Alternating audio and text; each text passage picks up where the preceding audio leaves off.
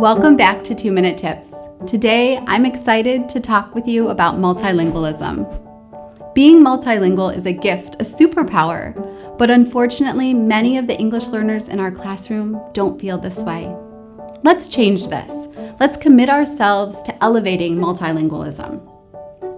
The first step in doing this is to acknowledge the many advantages of being multilingual. First, there are the cognitive benefits. Modern medicine has made it possible to see that multilingual brains look and act differently than monolingual brains.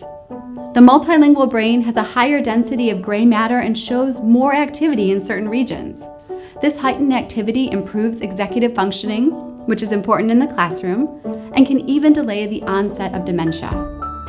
In addition to developing healthier, more complex, and even more actively engaged brains, there are also practical benefits to being multilingual. Knowing more than one language makes you more marketable and opens up a larger number of career opportunities. In fact, research shows that multilingual individuals receive almost a 3% increase in hourly wages over their monolingual peers.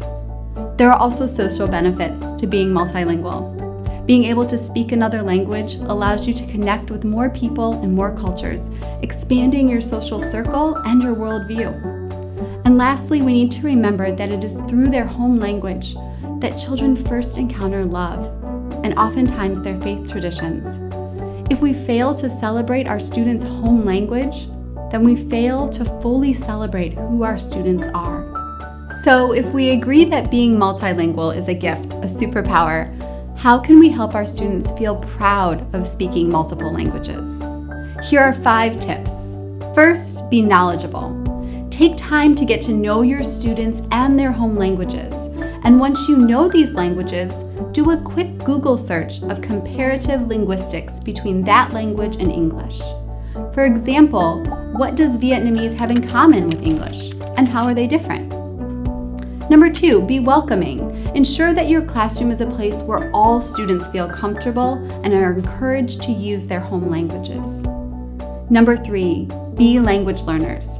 Little by little, work to integrate home languages into your instruction. Start by labeling a few items in your classroom in multiple languages. Then begin to point out cognates. And when you're teaching vocabulary, have students write the new terms in both English and their home language. And of course, have multilingual books in your classroom.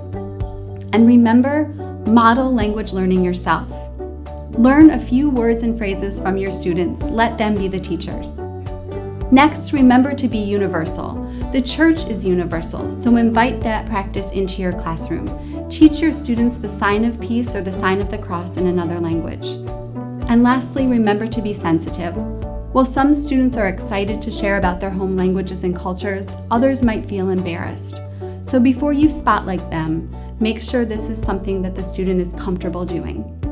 Remember that being multilingual is an incredible gift.